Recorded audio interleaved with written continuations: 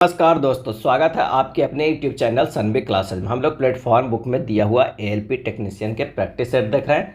आज practice set number 13 देखेंगे, जिसमें दिया हुआ सभी 75 प्रश्नों को डिटेल सॉल्यूशन करेंगे। तो आइए शुरू करते हैं पहले प्रश्न से। पहला प्रश्न है कि हैले धूमकेतु को सूर्य के चारों ओर खाली स्थान गति नहीं होती है, हैले धूमकेतु की, और इसका आंसर हो जाएगा डी, इनमें से सभी दोलनी, सरलावर्त और स्थानांतरित गति नहीं होती है। हैले धूमकेतु की सूर्य के चारों ओर गति दोलनी, सरलावर्त में स्थानांतरित नहीं होती है। इसकी गति उच्च दीर्घ वृत्तीय होती है। इसकी गति कैसी होती है? उच्च दीर्घ वृत्तीय होती है। धूमकेतु अत्यधिक अंडाकार कक्षा में सूर्य के चारों ओर घूमते हैं। वे अपने पेरिहेलियन पर सूर्य पर लौटने से पहले सौर मंडल की गहराई में सैकड़ों और हजारों साल बिता सकते हैं। सभी परिक्रमा करने वाले पिंडों की तरह धूमकेतु भी केपलर के नियमों को पालन करते हैं। वे सूर्य के जितने करीब होते हैं उतनी ही तेजी से आगे बढ़ते हैं।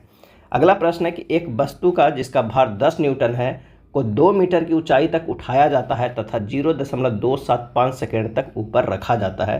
गुरुत्व बल के विरुद्ध किया गया कार्य कितना होगा? और इसका आंसर होगा कैसे?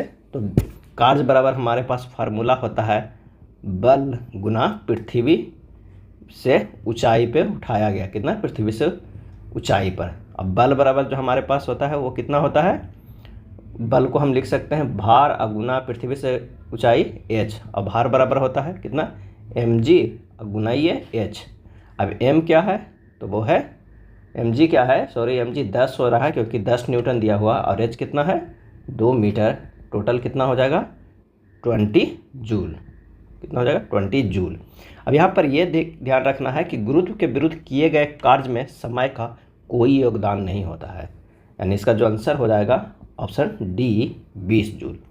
अगला है एक व्यक्ति ए से बी की दूरी साइकिल से तय करता है तथा बी से ए पर पैदल वापस आता है, तो उसे कुल 4 घंटे का समय लगता है। जब वह दोनों तरफ से दूरी पैदल ही तय करता है तो 5 घंटा समय लगता है।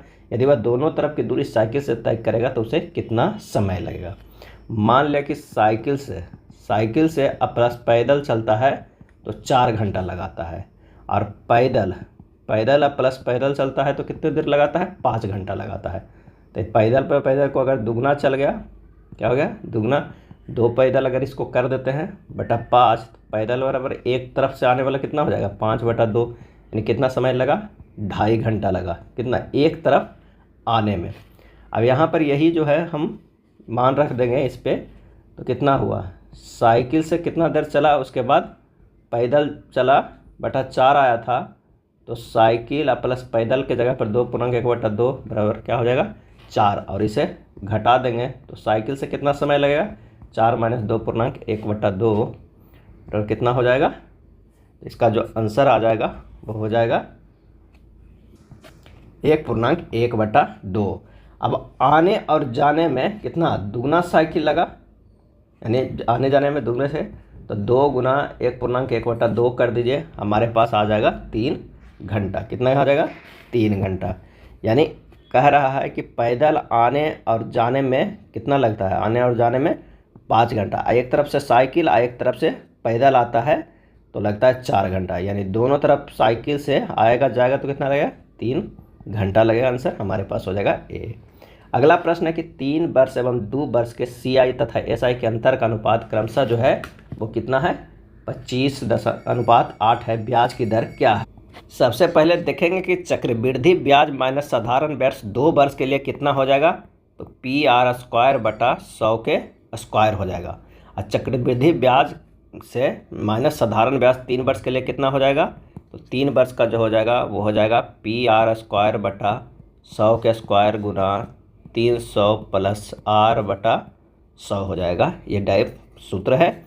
अब इससे प्रश्न के अनुसार कह रहा है कि दोनों का जो रेशियो है 25:8 है, यानी हमारे पास जो आ रहा है वो PR² बटा 100 के स्क्वायर गुना 300 प्लस R बटा 100 बटा कितना हो जाएगा?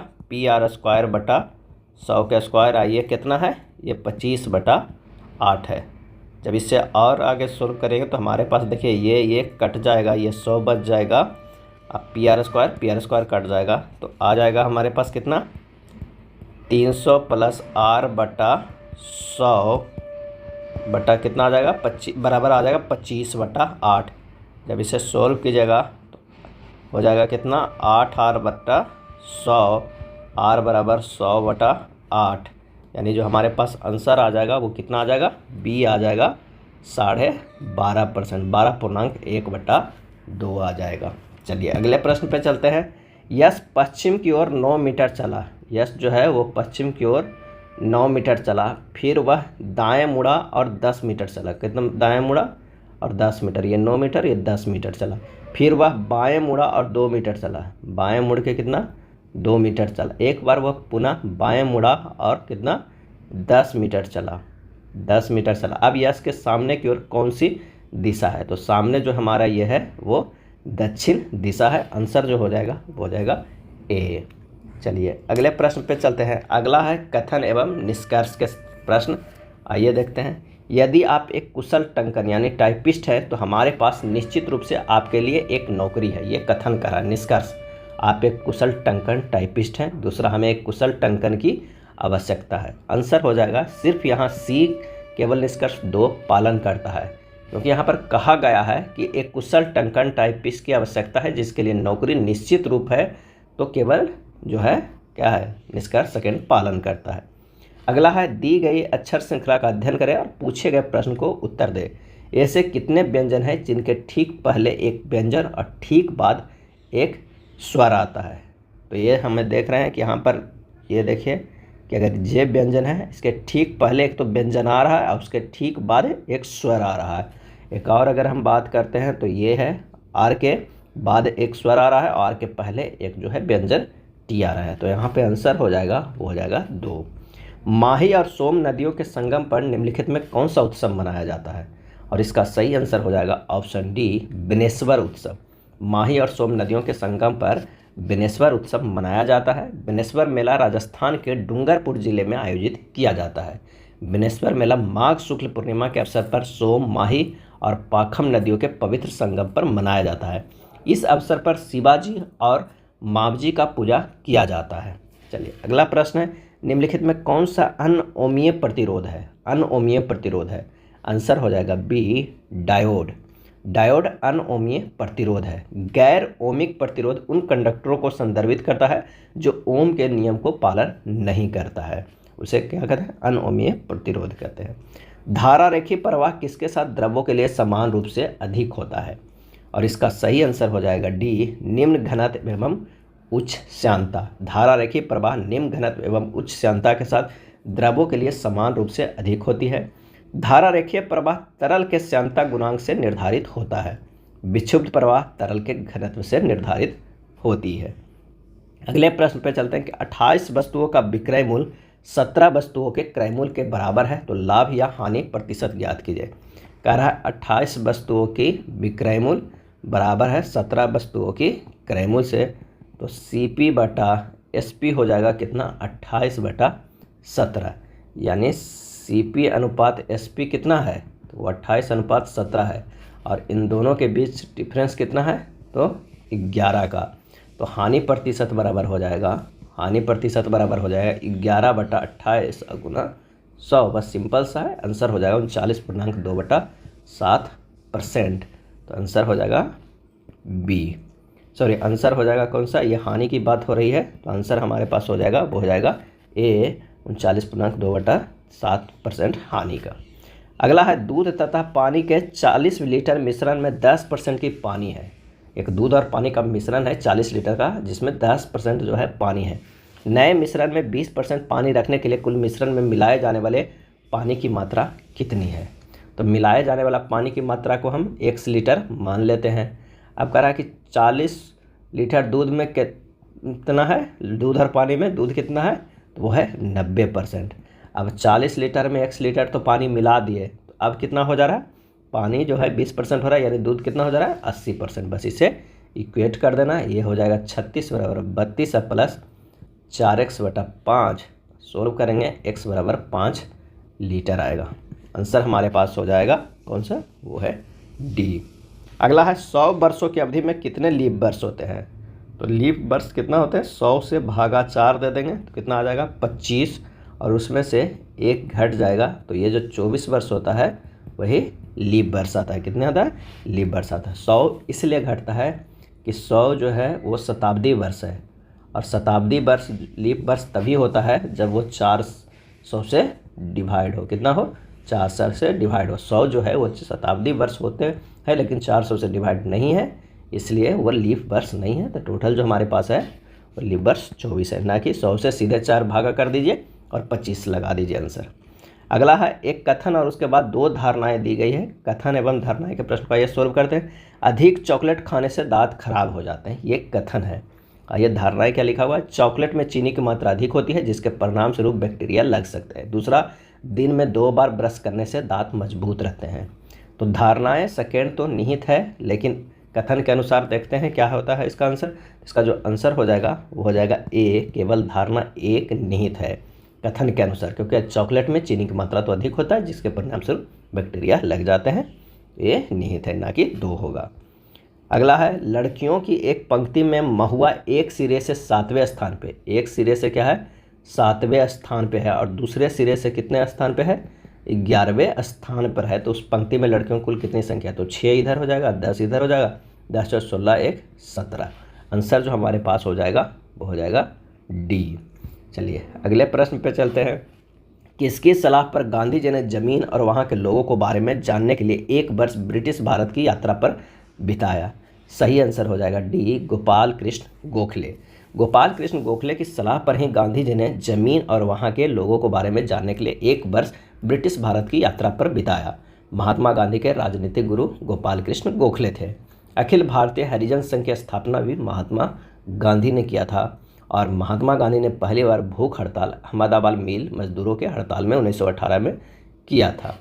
अगला है एक मेज की सतह पर आबद्ध धन पर 30 डिग्री के कोण पर एक बल लगाया जाता है, घन पर किस तरह का रूपांतरण होगा? तो आइए इसे करते हैं कि एक मेज के सतह पर आबद्ध घन पर 30 डिग्री के कोण पर एक बल लगाया जाए तो घन के आकार और आकृति दोनों जो होगा वो परिवर्तन होगा। तो आंसर जो हो जाएगा वो हो जाएगा बी। जब घन पर बल लगाया जाता है तो घन संपीड़ित होते हुए भी सतह के समांतर चलेगा, जिसके परिणाम स्वरूप आकार बदल जाएगा। इसमें बल की दिशा सममित नहीं है, जिसके कारण संपीड़न सममित नहीं होगा, जिसके परिणाम स्वरूप इसकी आकृति बदल जाएगी। जब किसी वस्तु पर बल लगाया जाता है तो बल लगाकर, दबाव डालकर, खींचकर या मोड़कर वस्तु की आकृति के साथ साथ आकार का बदला जा सकता है। नेक्स्ट है कोई प्रकाश किरण कांच के प्रिज्म के एक अपवर्तक पृष्ठ AB पर आपतित होती है और अन्य अपवर्तक पृष्ठ AC से बाहर निकलती है। निम्न कथनों पर विचार कीजिए। मान लें कि कह रहा है कि ये हमारे पास प्रिज्म है और प्रिज्म में से कह रहा है कि AB पर आपतित होता है। AB पर कोई किरण आपतित हो रहा है और यहाँ से फिर यहाँ गया और ये इस तरह निकल गया। निकल कहाँ से गया? तो AC से निकल जाता है। तो क्या होगा? इस पर विचार कीजिए कि कौन सा कथन सही होगा। पहला कथन है पृष्ठ AB पर अपवर्तन कोण आपतन कोण से अधिक होता है। दूसरा है पृष्ठ AC पर अपवर्तन कोण आपतन कोण से कम होता है। तो ये दोनों कथन है जो वो सही नहीं है। तो आंसर जो हमारे पास हो जाएगा वो हो जाएगा डी। ये दोनों कथन गलत है क्योंकि पृष्ठ AB पर अपवर्तन कोण आपतन कोण से कम होता है और पृष्ठ AC पर अपवर्तन कोण आपतन कोण से जो है वो अधिक होता है। अगला प्रश्न है दो व्यक्तियों की आयु का अनुपात क्रमशः 5:9 है और उनमें से एक की आयु दूसरे से 40 वर्ष अधिक है। उनकी आयु का योग कितने वर्ष का होगा? तो यहाँ पर देखिए कि 5:9 में है। दोनों का डिफरेंस कितने इकाई का है? तो 4 इकाई का। 4 इकाई बराबर दिया हुआ है 40 वर्ष अधिक है, तो 1 इकाई बराबर हो जाएगा 10 वर्ष। और कह रहा है कि आयु का योग कितने हैं? तो टोटल इकाई कितना? 5 + 9 बराबर कितना हो गया? 14 इकाई। और 1 इकाई बराबर 10, तो 14 इकाई का हो जाएगा 10 से गुना कर देंगे 140 आंसर आ जाएगा। आंसर जो हमारे पास आ जाएगा बी। अगला प्रश्न है कि 16.5, 0.45 और 15 का महत्तम समावर्तक क्या है? तो इससे सबसे पहले भिन्न को दशमलव को हटा देंगे तो 165 बटा हो जाएगा 10 और ये हो जाएगा 45 बटा क्या हो जाएगा? हो जाएगा 100। ये हो जाएगा 15/1 कर देते हैं। जब इसे और छोटे रूप में तोड़ेंगे तो 33/2 हो जाएगा। ये हो जाएगा कितना? 9/20 हो जाएगा। ये 15/1 है। अब इसका महत्तम समावर्तक निकालने क्या करते हैं? अंश को हम महत्तम समावर्तक निकाल देते हैं और हर को लघुत्तम समावर्तक निकाल देते हैं। तो हो जाएगा कितना? 33, 9 और 15 के जो हमारे पास मसा आएगा वो 3 आ जाएगा और नीचे 2, 20, 1 का जो है एलसीएम आएगा वो 20 हो जाएगा। तो आंसर हो जाएगा 0.15। सही जवाब हो जाएगा बी। निम्नांकित 4 आकृतियों में से 3 में एक विशिष्ट प्रकार की समानता है, एक असंगत है। असंगत आकृति का चयन कीजिए। आंसर जो यहाँ पर हो जाएगा वो हो जाएगा डी। यहाँ पर देखिए ये पूरे ब्लैक किया हुआ है, तो आंसर हो जाएगा डी। एक निश्चित कूट भाषा में होम को इस रूप में लिखा जाता है, उसी कूट भाषा में किस शब्द को ARHB के रूप में लिखा जाता है? तो सबसे पहले यहाँ पर होम दीजिए। इससे -3 करते हैं तो ई होता है, इससे -3 करते हैं तो ये एल है, एम से -3 करते हैं तो जे है, ई से -3 करते हैं तो बी लिखा गया है।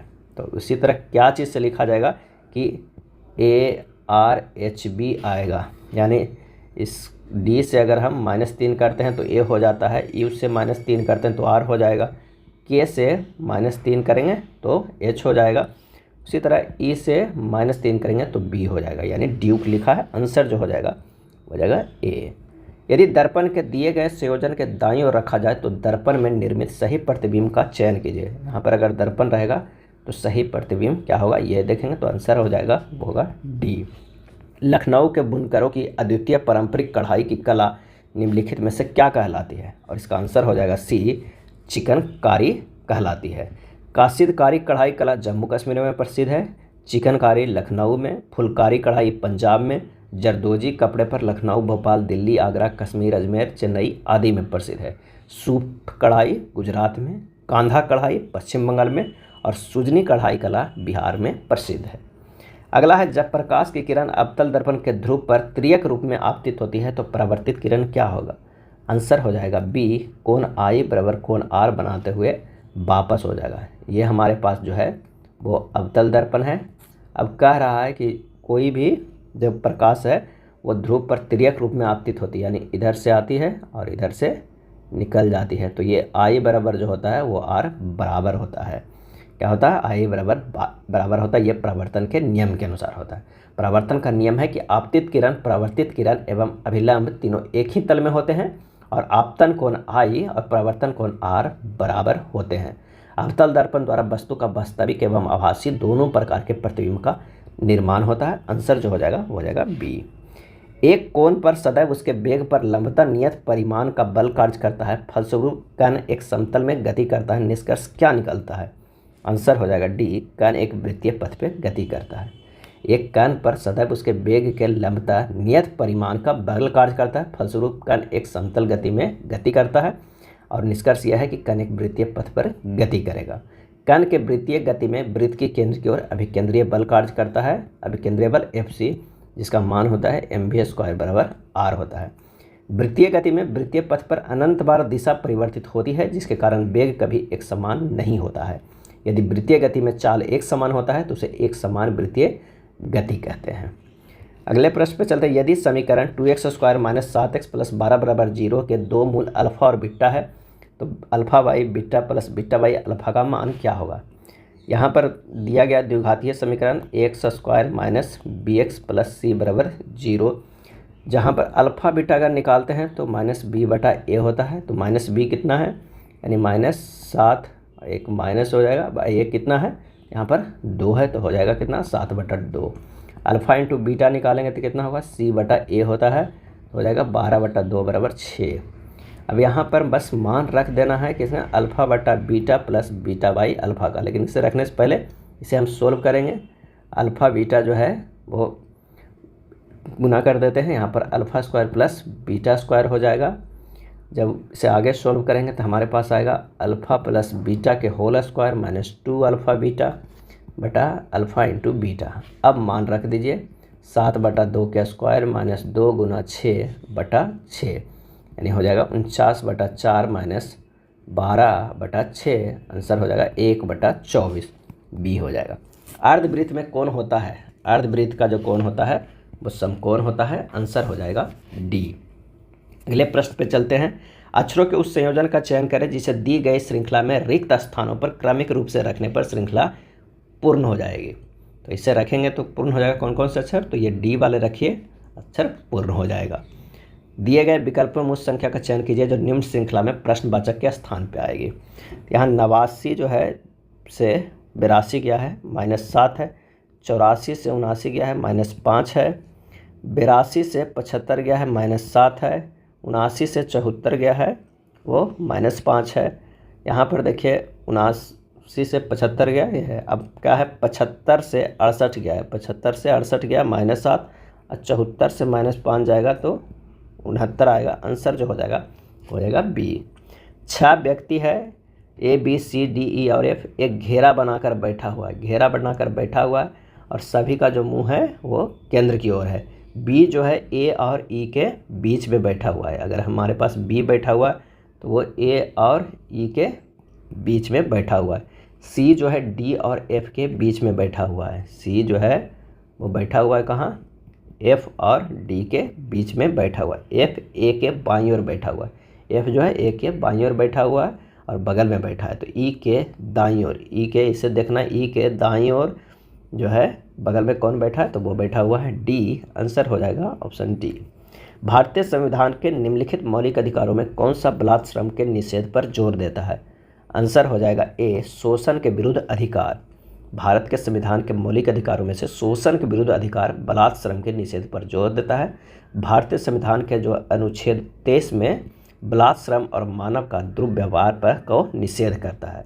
संविधान के भाग 3 में अनुच्छेद 12 से 35 तक मूल अधिकारों को विवरण है, जिसे भारत के नागरिकों को मैग्ना कार्टा की संज्ञा कहा गया है। अगला है कथन एवं निष्कर्ष। कथन का प्रश्न है, निष्कर्ष नहीं। ब्लीचिंग पाउडर का उपयोग पेयजल को कीटाणु मुक्त बनाने के लिए किया जाता है। दूसरा कथन है ब्लीचिंग पाउडर का उपयोग कई रासायनिक उद्योगों में ऑक्सीकरण अभिकर्मक के रूप में किया जाता है। आंसर हो जाएगा बी, ये दोनों कथन सही है। ब्लीचिंग पाउडर का उपयोग पेयजल में कीटाणु मुक्त बनाने के लिए और रासायनिक उद्योगों में ऑक्सीकरण अभिकर्मक के रूप में किया जाता है। इसका फार्मूला होता है CaOCl होता है। ब्लीचिंग पाउडर को एक अनुपयोग भी है, विरंजन में अर्थात रंग को उड़ाने में करते हैं। आभूषण को धूमिल होना एक उदाहरण है। सही आंसर हो जाएगा ए, ऑक्सीकरण अभिक्रिया। आभूषण का धूमिल होना ऑक्सीकरण अभिक्रिया का एक उदाहरण है। चांदी के धूमिल होने का कारण संक्षारण है।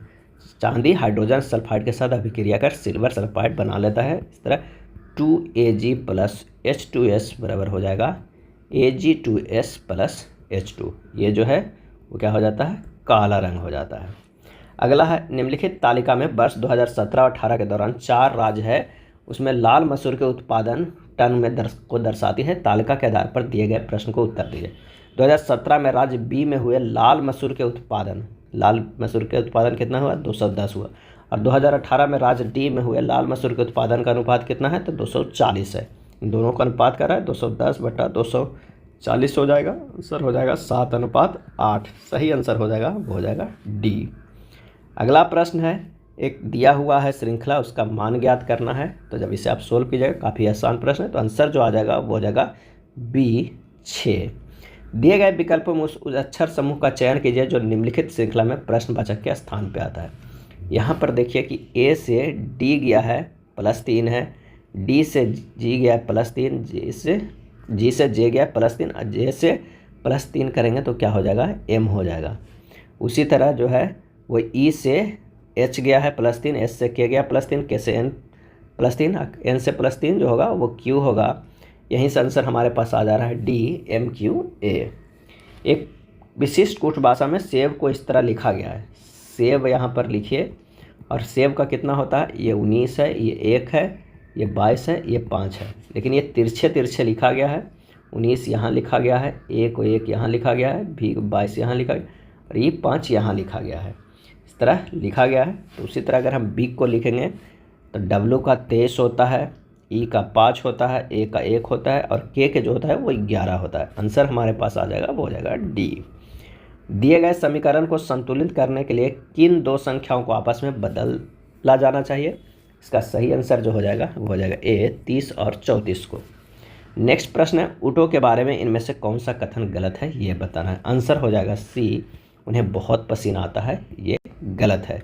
ऊँट का गोबर सूखा होता है, बिल्कुल सही। वे थोड़ी मात्रा में मूल का उत्सर्जन करते हैं, बिल्कुल सही। वे स्थलीय आवासों में रहते हैं, बिल्कुल सही है।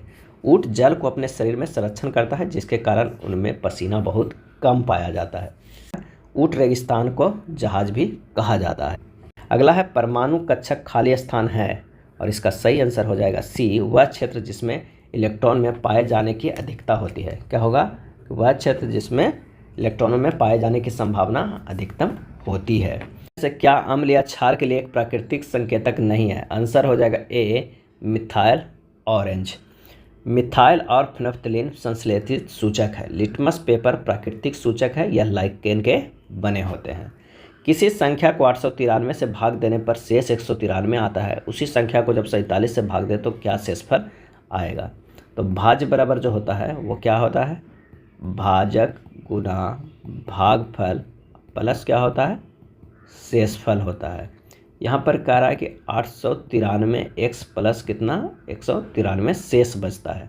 अगर इसे तोड़ते हैं 47 गुना 19x प्लस 47 गुना 4 प्लस 5 से तोड़ेंगे, शेषफल को भी तोड़ते हैं। 47 कॉमन ले लेते हैं, 19x प्लस 4 प्लस 5 होगा, यानी अगर 47 से भागा देंगे तो शेषफल कितना बचेगा?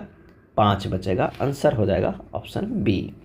15 परिणामों का औसत जो है वो 21 है। उनमें से पहले 7 का जो औसत है 21 है और अंतिम 7 का औसत 20 है, तो 8वां परिणाम क्या होगा? 15 परिणामों का जो है वो औसत कितना है? 21 है। पहले 7 का कितना है? 21 है और अंतिम 7 का कितना है? 20 है। 8वां जो होगा वो कितना होगा? तो 15 गुना 21 माइनस कर देंगे 7 गुना 21 प्लस 7 गुना 20 से हो जाएगा 315 माइनस कितना हो जाएगा? वो आता है 147 माइनस 140, यानी हो जाएगा 147 प्लस हो जाएगा 140, तो 315 माइनस 287 बराबर 28। आंसर जो हो जाएगा वो हो जाएगा कितना? 28।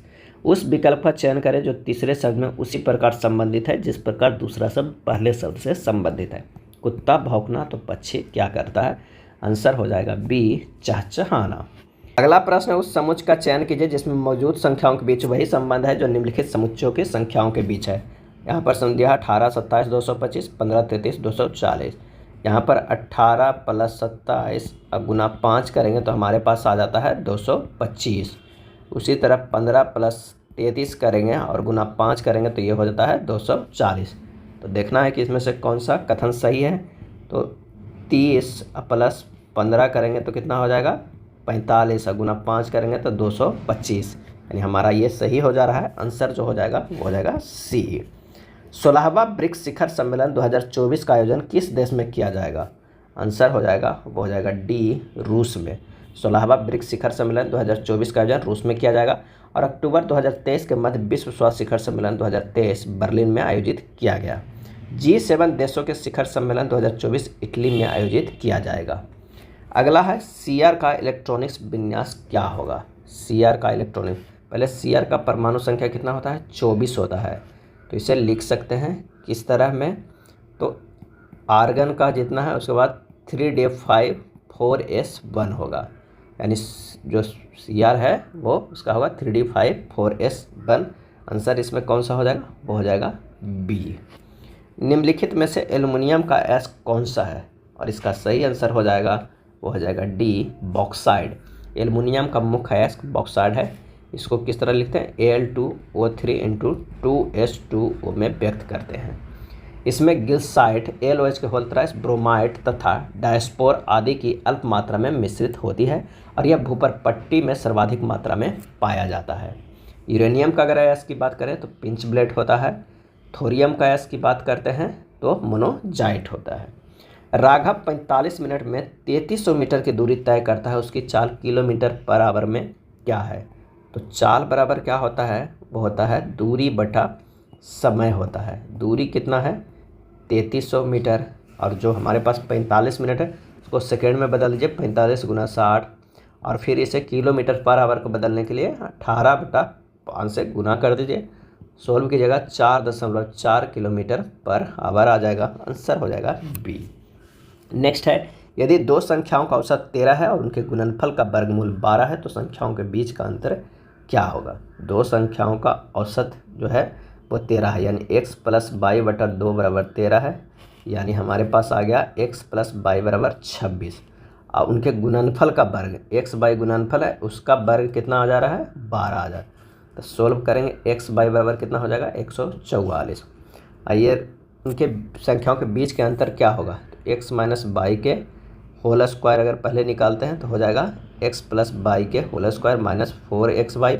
एक्स प्लस वाई कितना है 26 है, उसका स्क्वायर माइनस 4 गुना 144 हो गया, यानी हो गया 676 माइनस 576 बराबर 100 हो गया। तो एक्स माइनस वाई क्या है, तो ये स्क्वायर में इधर जाएगा तो रूट में हो जाएगा, तो हमारे पास हो जाएगा कितना, √100 बराबर 10 हमारा आंसर आ जाएगा, ऑप्शन बी हो जाएगा। नेक्स्ट है, यदि संख्या 43 11 253 में से प्रत्येक सम अंक में 2 जोड़ा जाए और प्रत्येक विषम अंक में 3 जोड़ा जाए तो इस प्रकार बनी नई संख्या में बाईं ओर से तीसरे और दाईं ओर से दूसरे अंक का योग कितना होगा। सम में क्या है, वो 2 जोड़ दे रहा है और विषम में क्या है, वो 3 जोड़ दे रहा है। तो यानी हमारे पास हो जाएगा 6 6 4 4 4 8 6। अब कर है नई जो संख्या ये बना है उसके बाईं ओर से तीसरा कौन है, वो है 4, और दाईं ओर से क्या कर रहा है, दाईं ओर से दूसरा कौन हो रहा है 8, यानी 4 + 8 जोड़ेंगे तो 12। आंसर हमारे पास हो जाएगा, वो होगा डी। उस विकल्प का चयन करें जिसका 5वें अक्षर समूह में वही संबंध है जो दूसरे अक्षर समूह में पहले अक्षर समूह से है और चौथे अक्षर समूह का तीसरे अक्षर से है। अब देखिए बुक को इस तरह लिखा गया है, बी को बाई लिखा गया है या अपोजिट किया गया है, सीधे विपरीत अक्षर को लिखा गया है, ओ के विपरीत अक्षर एल, ओ के विपरीत अक्षर एल है, विपरीत यहाँ पे लिखा गया है, यहाँ भी इन दोनों में विपरीत अक्षर है। तो अगर इसका विपरीत खोजेंगे तो क्या होगा, डब्लू का विपरीत होगा डी, ओ का विपरीत एल, आर का विपरीत आई, डी का विपरीत डब्लू। आंसर हमारे पास आ जाएगा, वो हो जाएगा बी। हाल ही में किसे पेप्सिको इंडिया का नया CEO नियुक्त किया गया है। पेप्सिको इंडिया का नया CEO नियुक्त किया गया है, तो इसका जो सही आंसर जो हमारे पास हो जाएगा वो क्या हो जाएगा, वो होगा सी, जागृत कोटेचा को। किसे नियुक्त किया गया है, जागृत कोटेचा को। निम्नलिखित में से नाइट्रोजन के किस ऑक्साइड का उपयोग निषेचक के रूप में किया जाता है। निषेचक के रूप में किया जाता है नाइट्रोजन को। आंसर हो जाएगा ए, N2O को। नाइट्रोजन के ऑक्साइड को उपयोग किया जाता है निषेचक के रूप में और यह लाफिंग गैस के रूप में जाना जाता है। NO2 को क्या कहा जाता है, ब्राउन गैस भी कहा जाता है। NO2 को क्या कहा जाता है, ब्राउन गैस भी कहा जाता है। पौधे द्वारा उत्सर्जित होने वाले अपसी उत्पाद गोंद और रोल पौधे के किस भाग में संग्रहित होते हैं। आंसर हो जाएगा सी, पुराने जाइलम में। पौधों द्वारा उत्सर्जित होने वाले अपसी उत्पाद गोंद और रोल पौधे के पुराने जाइलम में संग्रहित होते हैं। नेक्स्ट है 12% का 4% का 7% का 2 × 2 10 के पावर 6 का मान कितना होगा। तो कह रहा है 12/100 के 4%/100 गुना 700 गुना 2 × 10 के पावर 6 का मान क्या होगा। इतना का मान निकालेंगे, जब इसे सोल्व करेंगे तो 672/10 के पावर 6 गुना 10 के पावर 6 हो जाएगा। ये कट जाएगा, हमारे पास आ जाएगा 672। आंसर जो हो जाएगा वो हो जाएगा सी। अगला प्रश्न है, एक बेलन की ऊंचाई और आधार की त्रिज्या का अनुपात दिया हुआ है 7:5। यदि इसका आयतन इतना सेंटीमीटर क्यूब है तो इसका संपूर्ण पृष्ठीय क्षेत्रफल ज्ञात कीजिए। तो सबसे पहले हमें बेलन की ऊंचाई जो दिया हुआ है वो 7x है और आधार की त्रिज्या क्या है 5x मान लेते हैं। अब बेलन के आयतन बराबर क्या होता है, तो बेलन का आयतन एक तरफ दिया हुआ है कितना 14,836.5 और आयतन बराबर होता है πr² क्या होता है h होता है। तो पाई का मान 22/7 गुना 5x गुना 5x गुना 7x बराबर हो जाएगा 14,836.5। यहाँ से एक्स क्यू का मान निकालेंगे तो हो जाएगा 14,836.5 बटा 3.14। 22/7 को लिखें 3.14 गुना 5 गुना 5 गुना 7। तो x बराबर जो निकल कर आ जाएगा वो कितना आ जाएगा 3 आ जाएगा। अब बेलन का संपूर्ण पृष्ठीय क्षेत्रफल पूछ रहा है, तो संपूर्ण पृष्ठीय क्षेत्रफल बराबर क्या होता है 2πr × h + r होता है। यहाँ पर लिखते हैं 2π × 5x × 7x + 5x और x का हमारे पास मान कितना है वो 3 है। जब इसे रखिएगा और सोल्व कीजिएगा तो 3391.2 सेंटीमीटर स्क्वायर आ जाएगा। आंसर जो हमारे पास आ जाएगा वो डी हो जाएगा। वर्गों के उस समुच्चय का चयन करें जिसके बीच का संबंध दिए गए बेन आरेख को सर्वोत्तम रूप से दर्शाया गया है। तो इसका आंसर जो हो जाएगा वो बी है। उद्यमी, महिला, परोपकारी, ये जो है एक दूसरे को बेन आरेख इस तरह दर्शाया जाएगा। आंसर हो जाएगा बी। एक तरफ हो जाएगा क्या उद्यमी, और ये महिला हो जाएगा, और ये परोपकारी हो जाएगा। अगला प्रश्न है कथन एवं निष्कर्ष के। आइए देखते हैं कथन क्या है। कोई अंगूर फूल नहीं है। यहाँ पर अगर कोई अंगूर है तो ये कोई फूल नहीं है, ये फूल हो जाएगा और ये अंगूर हो जाएगा। अब कह रहा है दूसरा में कि सभी फूल जो है वो पेड़ है। सभी फूल जो है वो क्या है, तो वो पेड़ है। निष्कर्ष में देखते हैं क्या कह रहा है। कुछ पेड़ जो है वो क्या है, वो फूल है, बिल्कुल सही है। कुछ पेड़ अंगूर है, गलत है। और कोई पेड़ अंगूर नहीं है, गलत है। या इन दोनों को अगर मिलाएंगे तो अथवा हो सकता है, क्या अथवा हो सकता है। तो इसका जो आंसर हो जाएगा वो हो जाएगा बी। निष्कर्ष 2 या 3 और 1 निकलता है। निष्कर्ष 2 या 3 में एक निकलता है या 1 निकलता है, या कुछ पेड़ जो अंगूर हो सकता है। आंसर जो हमारे पास है वो बी है। भारतीय तीरंदाज का नाम बताइए जिन्हें 2023 में अर्जुन अवार्ड से सम्मानित किया गया है। सही आंसर हो जाएगा ए, अदिति गोपीचंद स्वामी। भारतीय तीरंदाज अदिति गोपीचंद स्वामी को 2023 में अर्जुन अवार्ड से सम्मानित किया गया है। ओंजस प्रवीण देवताले को भी तीरंदाजी के लिए 2023 में अर्जुन अवार्ड से सम्मानित किया गया है। नेक्स्ट है एक सामान्य नेत्र लेंस की नाभिक दूरी होती है लगभग, और इसका सही आंसर हो जाएगा बी, 2 सेंटीमीटर। एक सामान्य नेत्र लेंस की नाभिक की दूरी 2 सेंटीमीटर होती है। नेत्र लेंस की अधिकतम और न्यूनतम फोकस दूरी क्रमशः 2.5 सेंटीमीटर और 2.27 सेंटीमीटर होती है। तो आंसर जो हमारे पास हो जाएगा बी। और स्पष्ट रूप से देखने की न्यूनतम दूरी जो होती है 25 सेंटीमीटर होती है। उस प्रक्रिया का नाम क्या है जिसके कारण जीवित कोशिकाओं से अल्पपराश्रयी विलयन में रखने पर उनके आकार और आकृति में विस्तार होने लगता है। आंसर हो जाएगा ए, परासरण। परासरण उस प्रक्रिया का नाम है जिसके कारण जीवित कोशिकाओं से अल्पपराश्रयी विलयन में रखने पर उनके आकार और आकृति में विस्तार होने लगता है। जिस प्रक्रिया द्वारा तनु विलयन का विलायक किसी अर्धपरागम्य झिल्ली को स्वतः पार कर सांद्र विलयन में प्रसारित होता है उसे परासरण कहते हैं। नेक्स्ट है मेथोमोग्लोबिनोमिया निम्नलिखित में से किससे दूषित पानी पीने के कारण होता है, और इसका आंसर हो जाएगा सी, नाइट्रेट। जो होता है मेथोमोग्लोबिनेमिया नाइट्रेट दूषित पानी पीने के कारण होता है। जब जल में नाइट्रेट की मात्रा 45 मिलीग्राम पर लीटर से अधिक हो जाती है तो यह 6 महीने से छोटे शिशुओं में नाइट्राइट में परिवर्तित हो सकती है, जो रक्त के साथ मिश्रित होने पर मेथोमोग्लोबिनेमिया बनाता है।